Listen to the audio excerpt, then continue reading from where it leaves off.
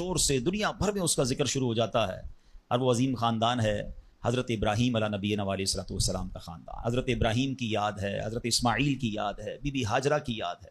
مسلمان حج کو جا رہے ہیں، اس پہ بھی حضرت ابراہیم اور ان کے خاندان کی یادیں ہیں، اور جب قربانی کرتے ہیں تب بھی حضرت ابراہیم اور حضرت اسماعیل کی یادیں ہیں۔ کیا خاندان ہے! مگر ان واقعات سے جو آج بیان میں سے کچھ باتیں میں عرض کروں گا، اور اس کا مقصد کیا ہے انشاءاللہ وہ آگے بتاتا ہوں۔ ایک بادشاہ تھا نمرود۔ یاد رہے کہ دنیا میں 4 ہی ایسے بادشاہ گزرے ہیں جن کو پوری دنیا پر حکومت کرنے کا موقع ملا ہے، ٹھیک ہے؟ اس میں 2 ایمان والے تھے، 2 غیر مسلم تھے۔ جو ایمان والے تھے وہ حضرت سلیمان علیہ نبینا علیہ الصلوۃ والسلام، اور دوسرے حضرت ذوالقرنین رحمۃ اللہ تعالی علیہ۔ اور 2 جو غیر مسلم تھے، بے ایمان تھے، اس میں ایک تھا نمرود اور دوسرا فرعون۔ اچھا، اب نمرود جو تھا وہ بڑا ہی بدبخت تھا۔ ایک تو خدائی کا دعوے دار بھی ہو جاتا تھا، اور نمرود نے حضرت ابراہیم علیہ نبینا علیہ الصلوۃ والسلام کو بھی اپنی طرف بلانے کی کوشش کی کہ وہ بھی اس کی بات مانے۔ حضرت ابراہیم علیہ الصلوۃ والسلام اس کی بات نہیں مانتے تھے، وہ اللہ وحدہ لا شریک کی بات کرتے تھے۔ نمرود خدائی کا دعویٰ کرتا تھا۔ بڑے طویل واقعات ہیں کہ کس طرح نمرود کے دربار میں رہ کر حضرت ابراہیم نے حق کی دعوت دی۔ نمرود نے کہا کہ میں خدا ہوں، تو آپ نے فرمایا خدا تو وہ ہے جو زندہ کرتا ہے۔ تو نمرود نے کیا کیا، ایک بندہ جس کو سزائے موت سنا دی گئی تھی اس کو جیل سے نکال کے رہا کر دیا۔ کہا دیکھو میں نے بھی زندہ کر دیا، اس کی تو موت لکھی ہوئی تھی نا، سزائے موت ہو گئی تھی، میں نے اس کو فارغ کر دیا۔ آپ نے فرمایا اللہ تو وہ ہے جو موت دیتا ہے، تو اس نے ایک عام بندے کو پکڑا اور اس کو قتل کا حکم دے دیا، اس کو مار دیا۔ کہ موت تو میں بھی دیتا ہوں۔ حضرت ابراہیم علیہ السلام نے کہا کہ میرا رب وہ ہے جو مشرق سے سورج کو نکال کر مغرب میں طلوع کرتا ہے، اگر تو خدا ہے تو مغرب سے نکال کر دکھا۔ اب اس کے پاس کوئی جواب نہیں تھا، یہ کیسے کر سکتا ہے کوئی؟ تو بہرحال کمال کا جذبہ تھا، کمال کا یقین تھا اللہ وحدہ لا شریک پر، ایسا یقین سبحان اللہ۔ اب جب نمرود نے دیکھا کہ کوئی بات یہ ماننے کے لیے تیار نہیں ہے، تو ان بدبختوں نے یہ فیصلہ کیا کہ حضرت ابراہیم علیہ السلام کو آگ میں ڈال دیا جائے۔ اچھا، وہ کوئی نارمل آگ نہیں تھی، ایسی آگ نہیں تھی کہ لکڑیاں لگائیں اور جناب بندے کو ڈالنا ہے۔ ایک ایسی آگ تھی کہ جو اس وقت تک اتنی بڑی آگ لگائی نہیں گئی تھی، اور ایسی آگ تھی کہ کوئی پرندہ بھی اوپر سے گزرتا تھا تو وہ گزر نہیں پاتا، جل کے اس کے اندر کوئلہ بن جاتا تھا۔ اور حضرت ابراہیم علیہ الصلوۃ والسلام کو اس آگ میں پھینکا جانے لگا۔ دیکھیں آج بھی اگر کوئی جیل میں قید ہو نا، سزا سنا بھی دی گئی ہو، تو اس کو یقین ہوتا ہے کہ کوئی نہ کوئی راستہ نکل آئے گا، ضمانت ہو جائے گی۔ یہاں تک کہ سزائے موت کے قیدیوں کو بھی یقین ہوتا ہے کہ چلے کوئی نہ کوئی چانس ہوگا، کوئی سزا معاف ہو جائے گی، کوئی عمر قید میں تبدیلی ہو جائے گی۔ سنا ہے پاکستان کی جیلوں میں کئی سال سے لوگ ہیں سزائے موت کے قیدی ہیں، مگر ان کو سزائے موت نہیں ہو رہی، تو کوئی نہ کوئی یقین یا امید رہتی ہے۔ مگر حضرت ابراہیم علیہ السلام کو آگ میں پھینک دیا گیا، اپنی طرف سے اچھال دیا گیا۔ تو جبریل امین آئے اور آ کر کہا کہ اے ابراہیم کوئی حاجت ہے تو بتائیں۔ حضرت ابراہیم علیہ السلام کہتے ہیں مجھے تم سے کوئی حاجت نہیں ہے۔ کہا پھر جس سے حاجت ہے اس کو بتا دینا، اللہ رب العالمین کی بارگاہ میں تو عرض کریں۔ تو آپ نے کہا حسبی من سؤالی علمہ بحالی، اے جبرائیل میں کس حال میں ہوں میرا رب کریم جانتا ہے، اس کا جاننا میرے مانگنے سے بہتر ہے۔ اب یقین کے لیول تو دیکھے نا، اللہ دیکھ رہا ہے نا، میرے مانگنے سے بہتر یہ کہ وہ جانتا ہے، اس نے دیکھا ہے، اسے معلوم ہے مجھے آگ میں ڈالا جا رہا ہے، اگر وہ راضی تو میں بھی راضی۔ پنجابی شاعر کہتے ہیں نا، جے سونا میرے دکھ وچ راضی میں سکھ نو چلے پاوا ہوں، اگر میرا مالک میرے دکھ میں راضی ہے تو میں نے سکھ کو کیا کرنا ہے۔ ایک ایسا یقین تھا، مگر اس یقین کا نتیجہ کیا نکلا کہ قرآن میں رب فرماتا ہے یا نار کونی بردا وسلاما علی ابراہیم۔ پھر آگ کو رب نے کیا حکم دیا، ذرا سمجھیے گا بات کو، اللہ کی قدرت کا کیسا نظارہ ہے اس واقعے میں۔ مجھے بتائیے آگ کا کام کیا ہے؟ آگ کا کام تو جلانا ہی ہے نا، عقل بھی کہتی ہے، سائنس بھی کہتی ہے، تجربہ بھی کہتا ہے، جب بھی آگ ہے کوئی چیز ڈالو جلی جاتی ہے۔ مگر اسی آگ کو رب نے کیا حکم دیا، اے آگ ابراہیم پر ٹھنڈی اور سلامتی والی ہو جا۔ اللہ اکبر، حضرت ابراہیم کا ایمان ایسا تھا، یقین ایسا تھا کہ اتنی بڑی آگ جو ہے حضرت ابراہیم کے لیے گلزار بن جاتی ہے، باغ بن جاتی ہے۔ اچھا پھر ہوا کیا کہ نمرود جو ہے کچھ دنوں کے بعد، ایسا نہیں فوراً، کچھ دنوں تک آگ جلتی رہی، حضرت ابراہیم اس میں ڈالے جا چکے تھے۔ نمرود نے سوچا دیکھوں تو صحیح کہ ابراہیم کا حال کیا ہوا ہے۔ وہ اپنے محل کی چھت پر چڑھ گیا، اور چھت پر چڑھنے کے بعد اس نے آگ کی طرف دیکھا۔ وہ حیران ہو گیا کہ حضرت ابراہیم اس اتنی بڑی آگ میں ایسے بیٹھے ہوئے ہیں جیسے بندہ باغ میں بیٹھا ہوتا ہے، بالکل اس آگ نے کوئی بال بھی بیکا نہیں کیا۔ حضرت ابراہیم چند منٹوں یا چند گھنٹوں میں نہیں رہے۔ تفاسیر میں لکھا کہ حضرت ابراہیم علیہ الصلوۃ والسلام اس آگ میں ایک روایت کے مطابق 7 دن اور ایک روایت کے مطابق 40 دن اس آگ میں رہے، مگر جب آپ باہر آتے ہیں تو آگ کی نے کوئی اثر آپ پر نہیں ڈالا. اللہ اکبر. اچھا پھر اس نے کیا کیا؟ نمرود نے یہ کیا کہ ہو سکتا ہے یہ آگ کی جو ہے نا یہ کیٹیگری ٹھیک نہیں ہے، یہ آگ جلانے والی آگ نہیں ہے. تو نمرود نے پریکٹیکل کرنے کے لیے ایک اور بندے کو اس آگ میں ڈال دیا. حضرت ابراہیم اس آگ میں موجود ہیں اور بڑے نارمل طریقے سے بیٹھے ہوئے ہیں، آگ جل رہی ہے. تو نمرود نے ایک اور شخص کو آگ میں ڈالا. جیسے ہی وہ بندے کو آگ میں ڈالا، اس آگ نے اس بندے کو جلا کر راکھ کر دیا.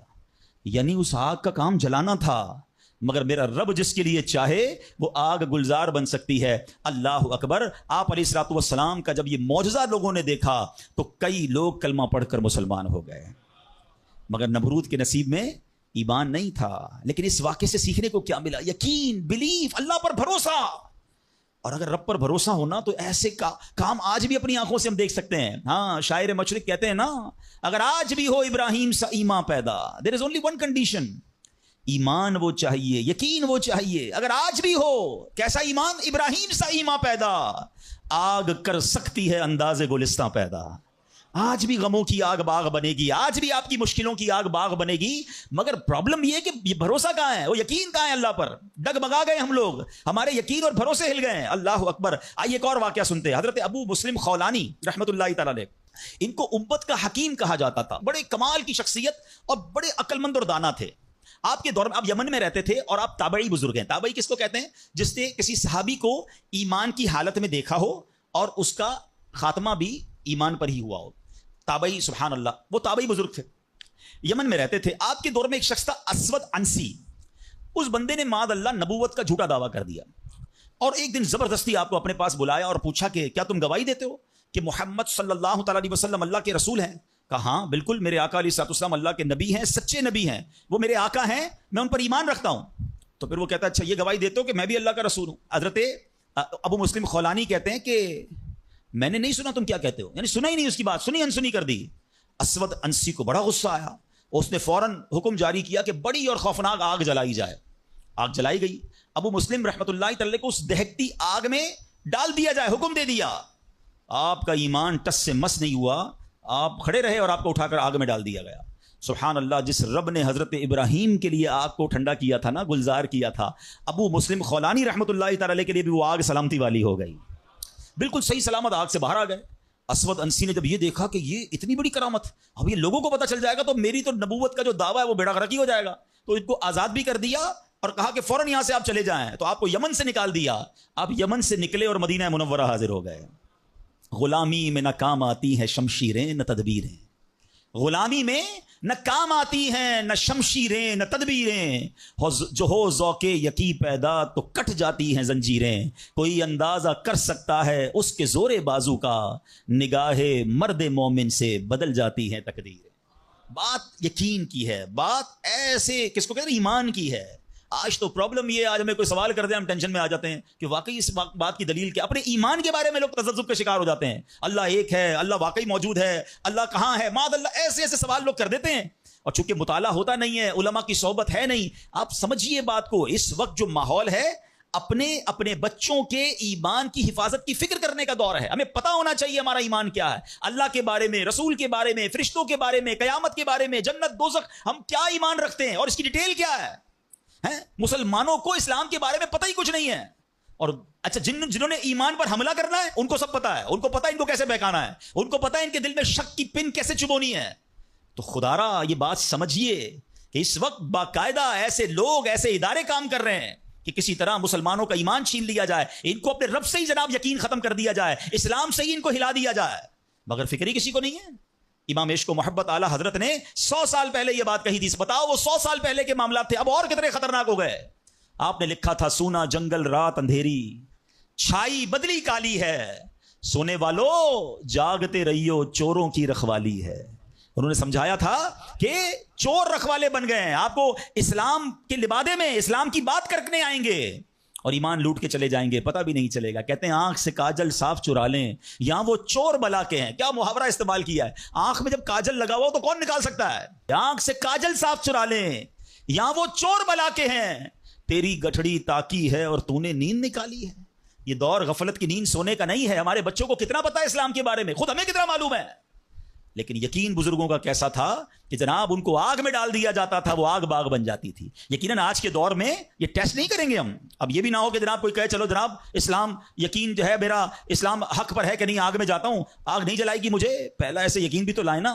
یہ امتحان اور ٹیسٹ کرنا ہمارا کام نہیں، یہ اللہ والوں کا انداز ہوتا تھا۔ بڑی خوبصورت بات سمجھیے گا کہ ہمیں کس طرح اللہ پر بھروسہ رکھنا ہے۔ ایک شخص نے حضرت عیسیٰ سے کہا آپ اللہ پر کامل بھروسہ کرتے ہیں؟ کہا بالکل کرتا ہوں۔ کہا پھر پہاڑ سے کود جائیں، اللہ نے بچانا ہوگا تو تمہیں بچا لے گا، آپ کا رب بچاتا کہ نہیں بچاتا دیکھتے ہیں۔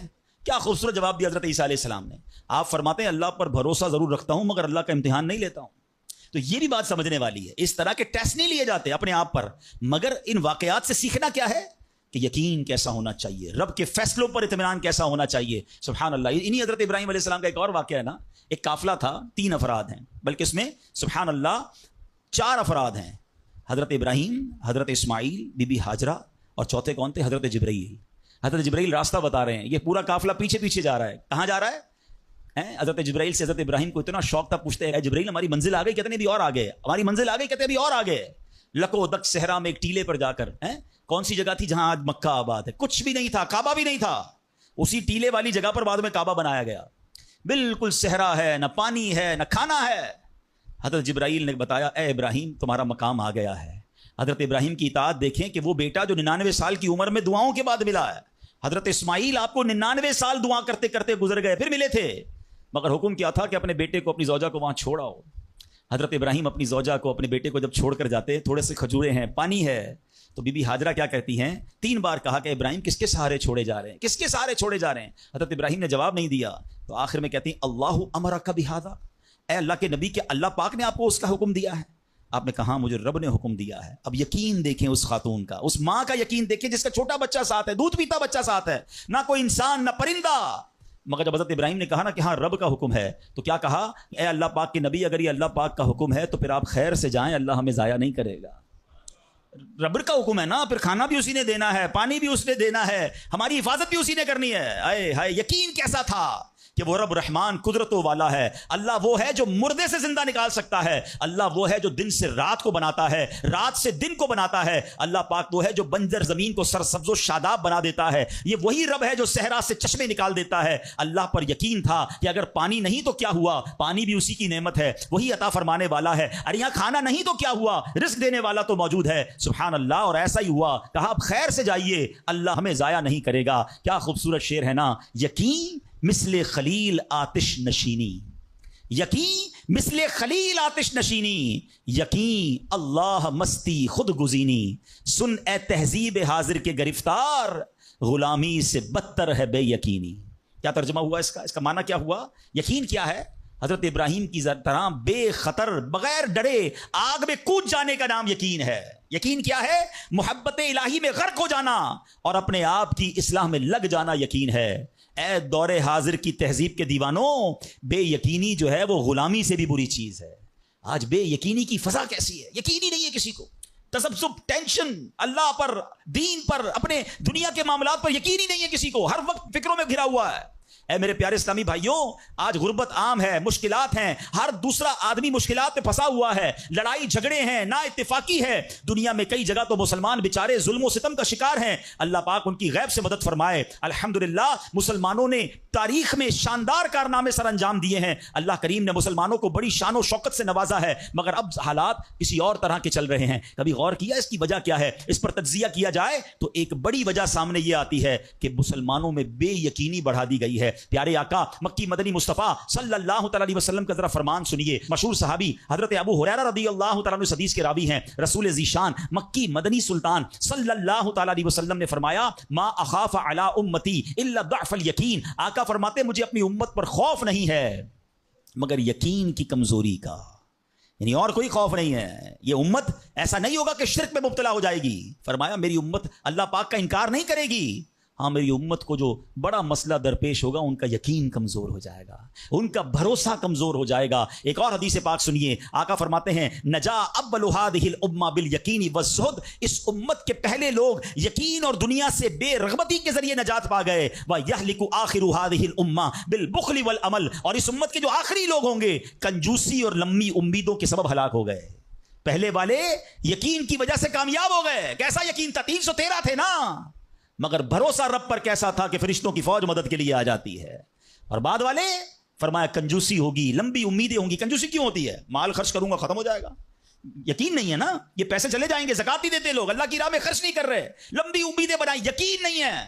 کاش یہ بات سمجھ آ جائے کہ میرے اور آپ کے نصیب میں جو رزق لکھا ہے وہ لکھا ہوا ہے, وہ ہمیں مل کر رہے گا, مگر اسی کی ٹینشن میں زندگی گزر رہی ہے. بے یقینی کی کچھ مثالیں میں آپ کو سمجھاتا ہوں. ابھی تک شاید کچھ لوگ کہہ رہے ہوں گے یار یہ بات تو ٹھیک کر رہے ہیں, بے یقینی ہونی نہیں چاہیے, مگر ہمیں تو بے یقینی نہیں ہے. اب میں کچھ ایگزامپل کے ذریعے سمجھاتا ہوں. ہم مانتے تو ہیں اللہ پاک رزق دینے والا ہے, ٹھیک ہے, پھر بھی مال کے پیچھے مارے پھرتے ہیں. کوئی لندن پیرس کے ساتھ خواب دیکھ رہا ہے, کشتیوں کے اندر بیٹھ کر, پچھلے دنوں واقعات ہوئے نا, پیسے دے کر وہ ڈنکی لگا کر جاتے ہیں, کوئی راستے میں مر جاتا ہے, کوئی کشتی میں بیچارے ڈوب گئے. کیوں؟ یقین نہیں ہے, ادھر پیسے نہیں ملیں گے ادھر پیسے ملیں گے, کسی طرح ادھر چلا جاؤں یا مر جاؤں گا بھوکا. ذرا غور کیجئے اے میرے پیارے اسلام, کو سود کا کام کرتا ہے. کیوں کرتا ہے سود کا کام؟ یقین نہیں ہے نا کہ حلال کماؤں گا تو پیچھے رہ جاؤں گا. ملاوٹ, رشوت, ڈاکہ, چوری, اگر ان تمام غلط کاموں کے پیچھے آپ دیکھیں تو یقین نہیں ہوتا کہ یار ملاوٹ نہیں کروں گا تو مال نہیں بکے گا, پیسے والا کیسے بنوں گا, غریب ہی رہ جاؤں گا. یقین ختم ہو گیا ہے, جس کی وجہ سے ہر دوسرے آدمی کو جناب غلط کام کرنا ہے. آگے چلیے, ہم مانتے ہیں نماز دنیا بھی سنوار دیتی ہے, آخرت بھی سنوار دیتی ہے, سنتے بھی ہیں بولتے بھی ہیں, مگر نماز پر دنیا کو ترجیح دیتے ہیں. یار نماز پڑھوں گا تو کاروبار پہ, دکان پہ کون بیٹھے گا, نماز پتہ ہے آخرت اور دنیا سنوار دے گی, یقین نہیں ہے. اسی طرح ہم مانتے ہیں کہ مسلمان کی ترقی قرآن پر عمل کرنے میں ہے, مگر نہ قرآن خود پڑھتے ہیں نہ اپنے بچوں کو پڑھاتے ہیں. ہم مانتے ہیں کہ اللہ پاک دعائیں قبول فرماتا ہے, مگر بے یقینی ہے. اول تو دعا مانگتے نہیں ہیں, اور مانگتے ہیں تو یقینی نہیں ہوتا. اب یقین کریں, علماء نے لکھا ہے کہ جو بندہ بغیر یقین کے ساتھ دعا مانگتا ہے نا, اس کی دعا قبول ہی نہیں ہوتی ہے. یعنی مثال دیتا ہوں, آپ بیمار ہیں یا پریشان ہیں یا کوئی مشکل میں ہیں, دعا کرتے ہوئے یہ خیال آ رہا ہے یار مسئلہ حل ہونا تو نہیں ہے, چلو پھر بھی مانگ لیتے ہیں. علماء کہتے ہیں حل ہی نہیں ہونا ہے, تمہیں رب پر ہی بھروسہ نہیں ہے. اب مثال دیتا ہوں اس کو ایک بلا تمثیل. آپ کا کوئی ملازم ہے, اس کو پیسوں کی ضرورت ہے, اور وہ آپ کے پاس آ کے کہتا ہے صاحب 5,000 روپے کی ضرورت ہے, مجھے لگتا تو نہیں آپ دیں گے, چلیں پھر بھی آپ سے مانگ ہی لیتا ہوں. آپ بتائیں آپ اس کو پیسے دیں گے یا ڈانٹ دیں گے کہ جب تمہیں مجھ پر یقین ہی نہیں ہے تو آئے کیوں میرے پاس, مجھے لگتا تو نہیں آپ میری مدد کریں گے, چلیں پھر بھی آپ سے کہہ دیتا ہوں میری پہلے ہی آپ نے اس بندے کو ناراض کر دیا نا. ہم کہتے نہیں ہیں, مگر ہماری بے یقینی یہ کہہ رہی ہوتی ہے, اور اللہ سے دعا کر رہے ہوتے ہیں کہ اللہ مجھے امید تو نہیں تو دے گا, پھر بھی میں مانگ رہا ہوں. توبہ توبہ توبہ. یقین پتہ کیسے کام کرواتا ہے؟ ایک بڑا پیارا واقعہ ہے. ایک گاؤں میں بارش نہیں ہو رہی تھی اور لوگ پیاسے مر رہے تھے, کئی سال ہو گئے بارش نہیں ہو رہی تھی. آخرکار گاؤں والوں نے پلان کیا کہ سارے گاؤں والے جمع ہوتے ہیں اور مل کر دعا کرتے ہیں, نماز استسقاء, اور اس کا ایک پورا طریقہ ہے دعا کا. ایک قطرہ بارش کا نہیں پڑ رہا تھا, مویشی بھی پیاسے, لوگ بھی پیاسے, کنویں بھی سوکھ گئے تھے. اب جب گراؤنڈ میں لوگ جمع ہوئے نا, تو ایک نوجوان ہاتھ میں چھتری لے کر آیا. لوگ اس کا مذاق اڑانے لگے, ارے اللہ کے بندے سالوں ہو گئے بارش نہیں ہوئی, تم چھتری لے کر آئے ہو. تو کہتا مانگنے کس سے آیا ہوں, اس رب نے بارش تو دینی ہے, واپسی کیا بھیگتا ہوا جاؤں گا. اور علماء کہتے ہیں جب دعا شروع ہوتی ہے تو اتنی بارش ہوتی ہے کہ پورا گاؤں بھیگتا جاتا ہے, وہ نوجوان چھتری کے سائے میں جا رہا ہے. فرمایا یہ اس نوجوان کا یقین تھا جس کی وجہ سے یہ بارش ہوئی ہے.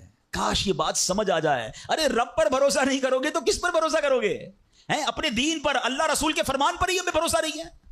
غور کیجئے, یہ یقین لے آؤ واپس, زندگی میں موج آ جائے گا, زندگی اتنی پرسکون ہو جانی ہے اگر اللہ کے فیصلوں پر یقین آ جائے, اللہ کی عطاؤں پر یقین ہو جائے, آخرت کے وعدوں پر یقین ہو جائے, نبی پاک کی حدیثوں پر یقین ہو جائے. اعلیٰ حضرت رحمۃ اللہ تعالی کا کیسا یقین تھا. ایک بار غالباً اپنی والدہ کے ساتھ حج پر جا رہے تھے. اس زمانے میں پانی کے شپ جاتے تھے, اتنا زبردست رف سی ہو گیا, طوفان آ گیا, لوگ ڈر گئے, کلمے پڑھنے لگے, یہاں تک کہ لوگوں نے کفن نکال لیے کہ چلو کفن پہن لے, ڈوبنے والا ہے جہاز. اعلیٰ حضرت امام اہل سنت مفتی ہیں, ٹھیک ہے نا, اتنے بڑے مفتی ہوتے ہوئے آپ نے بھی والدہ کو کہا میں اللہ کی قسم کھا کر کہتا ہوں جہاز نہیں ڈوبے گا.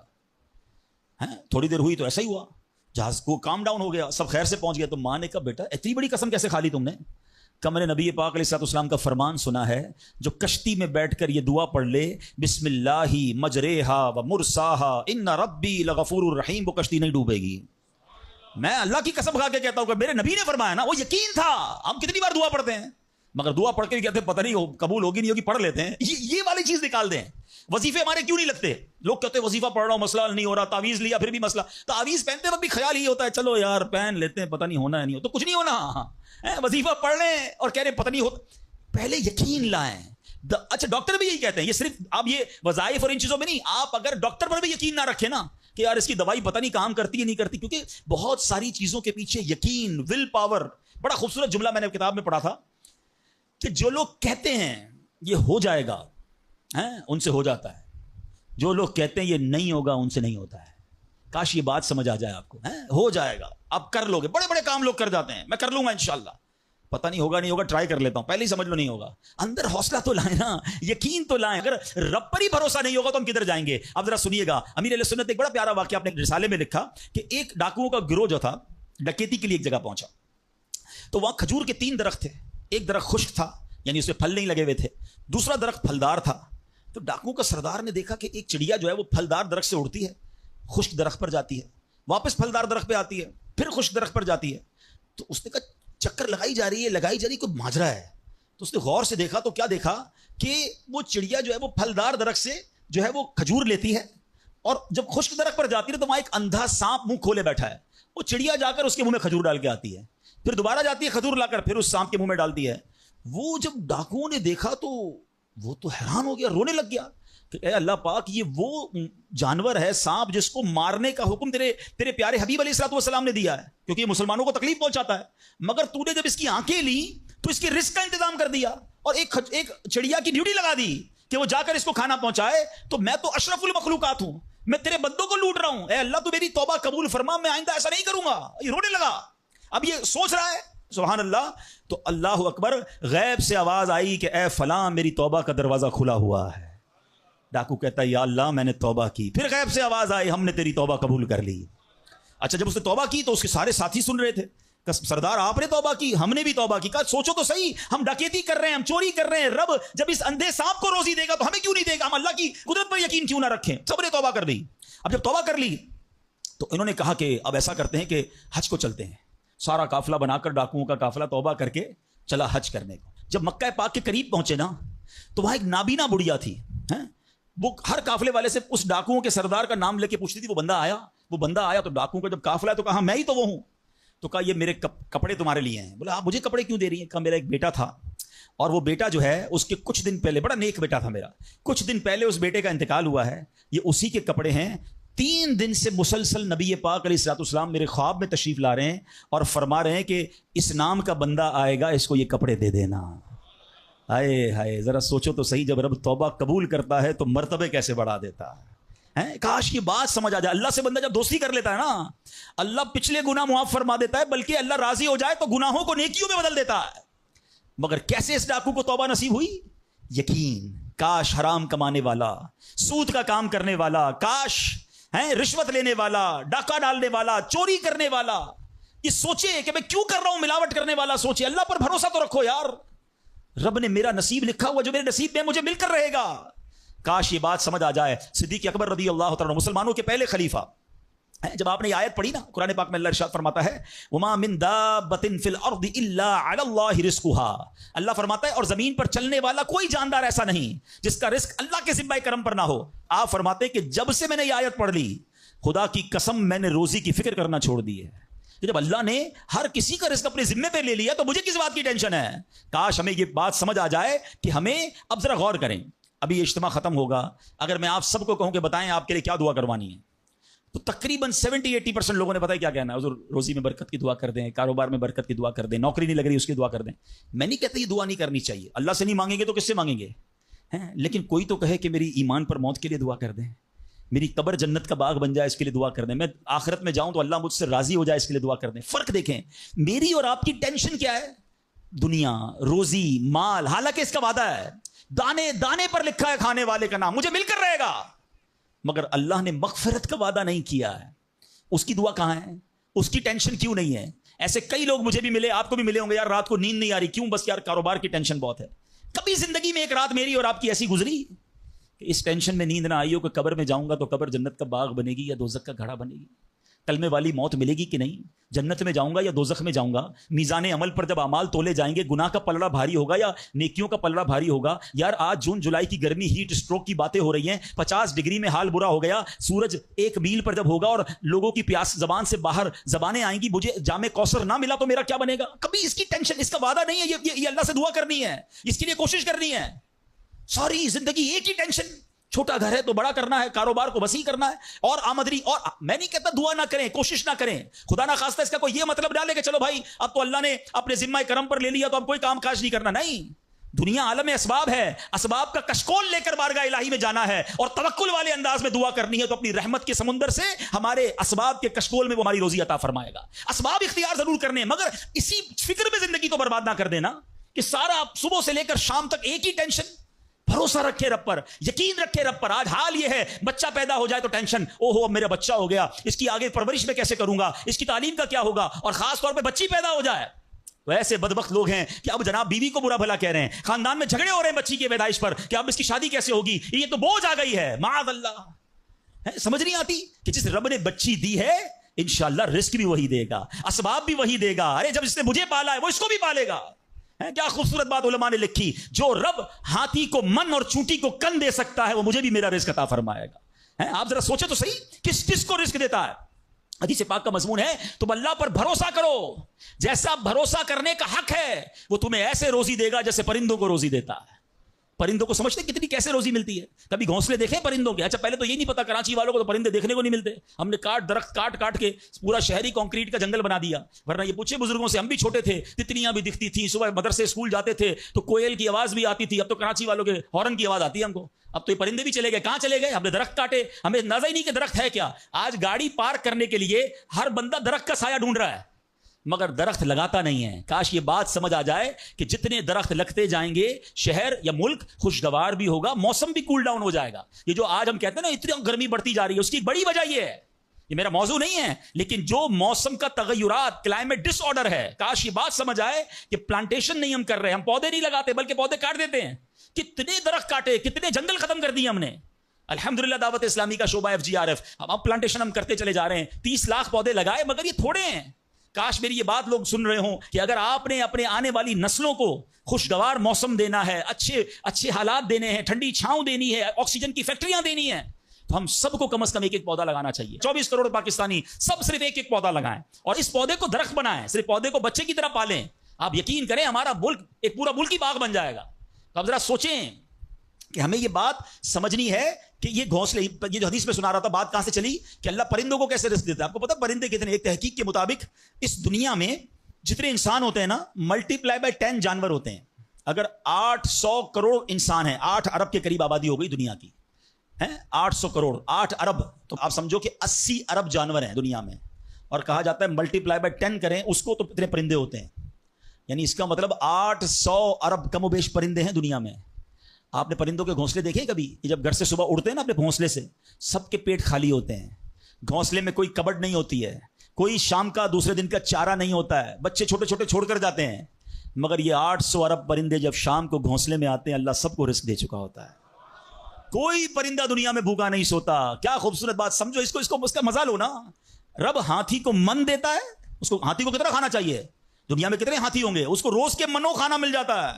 اور چونٹی کو کن چاہیے ہوتا ہے چھوٹا سا، وہ رب اس کو کن بھی دے دیتا ہے، پرندوں کو روزی دے دیتا ہے۔ اور جو اشرف المخلوقات ہیں وہ ٹینشن کھا رہے ہیں، وہ کبھی بلڈ پریشر کی گولی، تو کبھی شوگر کی گولی، کبھی ڈاکٹر کے پاس، ٹینشن بہت ہے ڈاکٹر صاحب 2 سال بعد کیا ہوگا، مارکیٹ ڈاؤن۔ ارے بھائی تب سب چیزوں کا وعدہ ہے اور تم اس ٹینشن میں رہ گئے۔ ارے یہ کوشش کرنی تھی تو آخرت کی کرنی تھی، اللہ کو راضی کرنے کی کرنی تھی۔ لیکن ان تمام باتوں کے باوجود جیسے میں نے کہا نا کہ چھوڑنا نہیں ہے کام کاج۔ کچھ بے وقوف لوگ یہ سمجھ رہے ہوتے ہیں ایسا نہیں ہوگا۔ بڑی خوبصورت ایک بات اور کر دوں کہ اللہ پر بھروسہ کیسا کرنا ہے۔ ایک صوفی بزرگ شیخ سعدی لکھتے ہیں کہ ایک شخص تھا گھر سے محنت مزدوری کے لیے کام کاج کے لیے نکلا۔ اس نے دیکھا کہ ایک لومڑی ہے، اندھی ہے، اپاہج ہے، نہ دیکھ سکتی ہے نہ چل سکتی ہے۔ وہ حیران ہو گیا، ہاتھ پیر بھی نہیں، آنکھیں بھی نہیں، یہ لومڑی کھاتی کہاں سے ہے؟ چیک کرتا ہوں۔ تھوڑی دیر بیٹھا تو ایک شیر آیا، شیر نے کہیں سے شکار کیا تھا، وہ اپنا شکار لومڑی کے آگے ڈال دیا۔ اندھی لومڑی، اس نے جو کھانا تھا کھایا، باقی شیر لے کے چلا گیا۔ اس نے کہا کمال ہے جناب، اپاہج لومڑی کو رب رزق دیتا ہے تو مجھے کیا ضرورت ہے نوکری کرنے کی، مجھے کیا ضرورت ہے کام کاج کرنے کی۔ جا کے بیٹھ گیا مسجد میں، 3 دن ذکر کرتا رہا، عبادت کرتا رہا، ایک دانہ کھانے کو نہیں ملا، اللہ اللہ اللہ اللہ کر رہا ہے۔ اس کے بعد جب بھوک سے بحال ہو گیا تو اللہ سے فریاد کی، یا اللہ مجھے کوئی رزق نہیں ملا۔ کیا شاندار ارشاد ہوتا ہے، ابھی کیسا زبردست جملہ ہے۔ ارشاد ہوا تو نے لومڑی دیکھی ہے، شیر نہیں دیکھا۔ لومڑی کیوں بننا ہے؟ شیر بننا، اپنا رزق بھی کما اور دوسرے کو کھلانے والا بن جا۔ کچھ لوگ سمجھتے ہیں مجھے کوئی اور کھلا ہے، میرا بھائی کما رہا ہے، میں گھر میں بیٹھا مزے کرتا رہا ہوں۔ نہیں، فرمایا ایک بلکہ واقعہ آتا ہے، ایک بزرگ کے بارے میں آتا ہے، ایک شخص گیا، کہا میں نمازیں پڑھ رہا ہوں، عبادت کرتا ہوں، میرا بھائی مجھے سپورٹ کرتا ہے، وہ روزی کماتا ہے۔ فرمایا تیرا بھائی تجھ سے زیادہ افضل ہے۔ اللہ کو یہ پسند ہے کہ بندہ اپنے ہاتھ سے کمائے، کسی پر ڈیپینڈیبل نہ رہے, کسی پر بوجھ نہ رہے. یہ شریعت کو محمود ہے.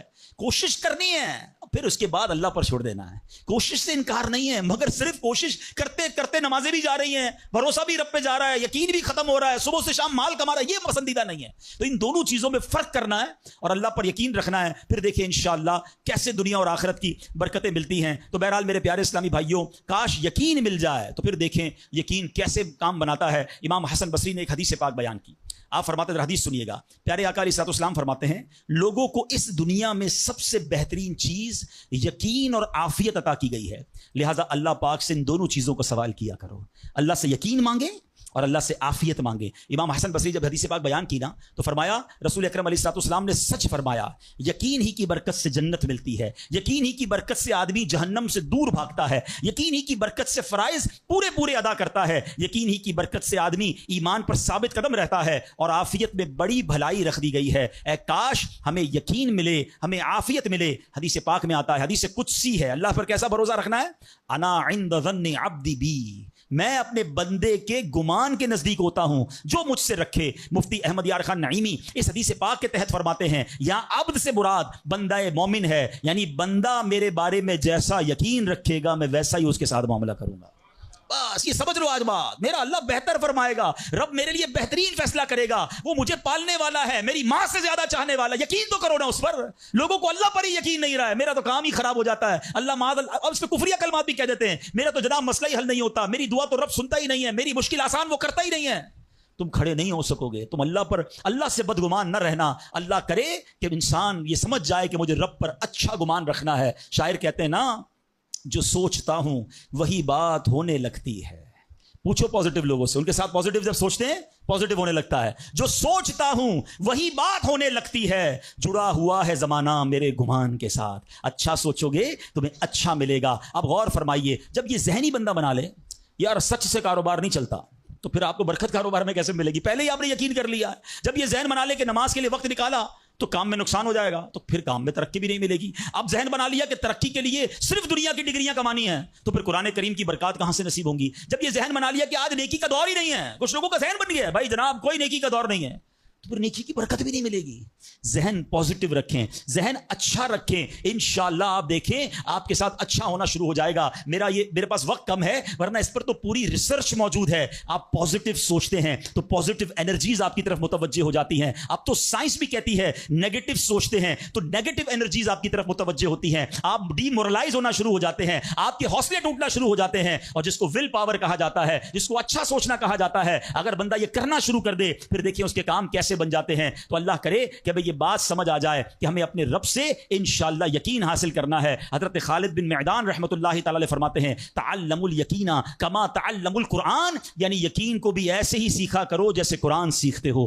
میں نے بھی اسے سیکھ کر حاصل کیا ہے. سبحان اللہ. اب یقین سیکھنے کے لیے, یقین حاصل کرنے کے لیے علماء نے بڑے طریقے لکھے. پہلے تو بندہ دعا کرے کہ اللہ مجھے اپنا یقین عطا فرما. بڑی پیاری دعا حضرت ابوبکر صدیق کیا کرتے تھے, اللہم حب لی ایمانا و یقینا و معافاتا و نیہ, اے اللہ مجھے پکا ایمان, پختہ یقین, عافیت اور سچی نیت عطا فرما. اللہ پاک سے دعا کرتے رہیں اور ایسے لوگوں کے ساتھ رہیں. آخری بات کر لیتا ہوں جناب, پرابلم پتہ ہے کیا ہے؟ ڈی مورلائز بندہ پتہ کہاں ہوتا ہے؟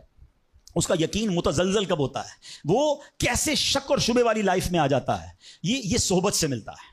آپ جب اللہ پر پکا یقین کرنے والے لوگوں میں بیٹھتے ہیں نا, آپ کا یقین بھی بڑھنا شروع ہو جاتا ہے. یار اس کو اللہ پر کتنا بھروسہ ہے, بیمار ہے پھر بھی کہتا ہے میرا رب کریم ہے, پریشان ہے پھر بھی کہتا ہے اللہ کی رضا پر راضی ہوں, میرا رب سب ٹھیک کر دے گا. جب ایسے لوگوں کے ساتھ آپ بیٹھتے ہیں نا, آپ کا یقین توکل بھی مضبوط ہونا شروع ہو جاتا ہے, بندہ اسٹرانگ ہونا شروع ہو جاتا ہے. اور جب بندہ بیٹھتا اٹھتا ہی ایسے لوگوں میں ہے جو ہر وقت مایوسی کی باتیں کرتے ہیں, ہر وقت جناب آنے والے خطرات اور پریشانیوں کا ہی ذکر کرتے رہتے ہیں, ارے بھائی کچھ نہیں ہونا, سب برباد ہو گیا ہے, سب ختم ہو گیا, ان کے پاس جب بیٹھو ایسا لگتا ہے سب کچھ تباہ ہونے والا ہے. ایسے لوگوں کے ساتھ نہ بیٹھیں, حوصلے والے لوگوں کے ساتھ بیٹھیں, توکل والے لوگوں کے ساتھ بیٹھیں, اللہ سے محبت کرنے والوں کے ساتھ بیٹھیں. پھر دیکھیں انشاءاللہ آپ کے کام کیسے سیدھے ہو جائیں گے. ایک آخری بات چلے کر لیتا ہوں, اللہ پر بھروسہ, اللہ کے فیصلوں پر یقین کیسے حاصل ہو. مجھے یہ کیسے پتا چلے کہ یار یہ چیز میرے لیے بہتر ہے. میں نے کئی بار اپنے بیانات میں یہ ایگزامپل دی ہے, میں دوبارہ دے دیتا ہوں, شاید کسی کے دل پر اثر کر جائے. میں مثال دیتا ہوں. ہمیں بعض اوقات بندہ پتہ ہے اللہ سے یقین کہاں ٹوٹتا ہے؟ جب بندہ دعائیں مانگتا ہے, التجائیں کرتا ہے, بڑی رو کر التجا کرتا ہے, مصیبت میں ہوتا ہے, اس کو کوئی چیز چاہیے ہوتی ہے اور اس کو نہیں ملتی ہے. بندہ کہتا ہے رب تو میری سنتا ہی نہیں ہے، اتنی دعائیں کی، مسجد میں جا کے کی، مکے مدینے میں جا کے کی، فلاں بزرگ سے بھی دعا کرے، نہیں ہو رہا میرا کام۔ جب بندے کا کام نہیں ہوتا نا تو اس کو لگتا ہے کہ یار میں اللہ پر کیسے بھروسہ کروں، یہاں جا کر شیطان حملہ کرتا ہے۔ اب آئیے اس وسوسے کو کیسے ختم کریں۔ آپ میں سے کئی ایسے مجھے نظر آ رہے ہیں جو والد ہوں گے یا بڑے بھائی ہوں گے، آپ کا کوئی چھوٹا بیٹا یا چھوٹا بھائی ہو اور بیمار ہو جائے، اس کو بخار ہو جائے، گلا خراب ہو جائے اور وہ رونے لگے کہ ابو میں نے آئس کریم کھانی ہے، میں نے ٹھنڈا شربت پینا ہے۔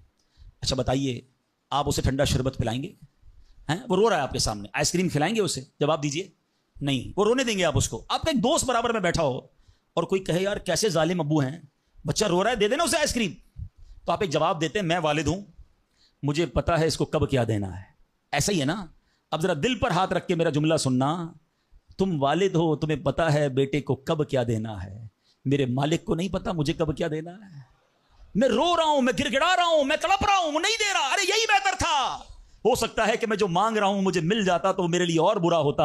علماء کہتے ہیں کسی کا امیر ہونا اس کے لیے اچھا ہے کیونکہ وہ غریب ہوگا تو وہ ایمان سے متزلزل ہو جائے گا، کسی کا غریب ہونا اس کے لیے اچھا ہے کیونکہ اگر اسے مال دے دیا جائے گا تو اس کا ایمان چلا جائے گا، وہ غلط کاموں میں پڑ جائے گا، کسی کو اولاد دینا اس کے لیے اچھا ہے اور کسی کو بے اولاد رکھنا اس کے لیے اچھا ہے۔ ہو سکتا ہے بیٹا ایسا ہونے والا ہو جو بڑا ہو کے باپ کو ہی مار کے گھر سے نکال دے۔ کیا ہم نے نہیں دیکھے ایسے واقعات؟ ایسی اولاد نہیں دیکھی جو ماں باپ کو قتل کر دیتی ہے؟ لوگ کہتے ہیں اس سے بہتر تو بچہ ہی نہ ہوتا۔ ارے رب بہتر جانتا ہے مجھے کیوں بیٹا نہیں مل رہا، مجھے کیوں بیٹی نہیں مل رہی، مجھے کیوں اولاد نہیں ہو رہی، مجھے کیوں مال نہیں مل رہا، میں اب تک گھر کیوں نہیں لے سکا۔ ہو سکتا ہے میرے رب نے اس کے بدلے میرے لیے بہت ساری نعمتیں رکھی ہوں، کاش یہ بات سمجھ آ جائے۔ مجھے ایک بات بتاؤ نا، میری ماں، آپ کی ماں، دنیا میں سب سے زیادہ ہم سے پیار کون کرتا ہے؟ ہماری ماں کرتی ہے۔ کبھی ماں ہمارے لیے غلط فیصلہ کر سکتی ہے؟ نہیں کر سکتی۔ ارے جو ماں میرا اچھا سوچتی ہے، اس ماں کے دل میں جس نے ممتا ڈالی ہے، جو کروڑوں ماؤں سے زیادہ مجھے چاہنے والا ہے، وہ میرے بارے میں کیوں نہ اچھا فیصلہ فرمائے گا۔ کاش یہ یقین آ جائے کہ جو رب نے کیا ہے وہی بہتر کیا ہے۔ سبحان اللہ۔ زندگی کا ایک اصول بنا لو، میرا کام جب آپ کا کام ہو جائے نا تب بھی کہو اللہ کا شکر ہے، اور جب کام نہ ہو کہو جب بھی اللہ کا شکر ہے۔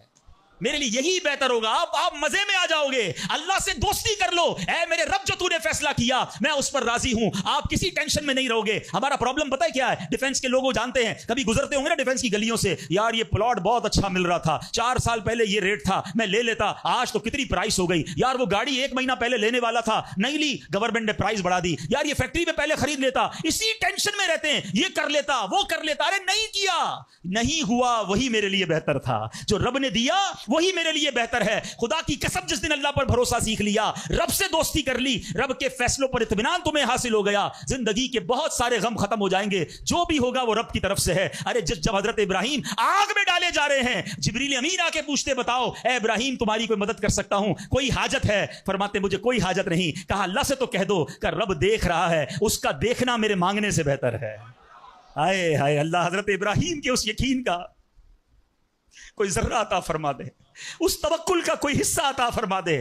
باتیں تو ہم بڑی بڑی کرتے ہیں مگر جب سر پہ پڑتی ہے، جب کوئی مشکل آتی ہے، پھر ہمارا یقین ہل جاتا ہے۔ اللہ مجھے بھی اور آپ کو بھی اپنی سچی محبت عطا فرمائے، سچا یقین عطا فرمائے، سچا بھروسہ عطا فرمائے۔ اور یقین کریں جس دن رب پر بھروسہ مل گیا، آپ کی مشکل، آپ کی غم کی آگ باغ بننا شروع ہو جائے گی، آپ کی مشکلیں آسان ہونا شروع ہو جائیں گی۔ اللہ کریم ہم سب کو اپنا بھروسہ نصیب فرمائے۔ الحمدللہ، ایسی پیاری باتیں دعوت اسلامی کے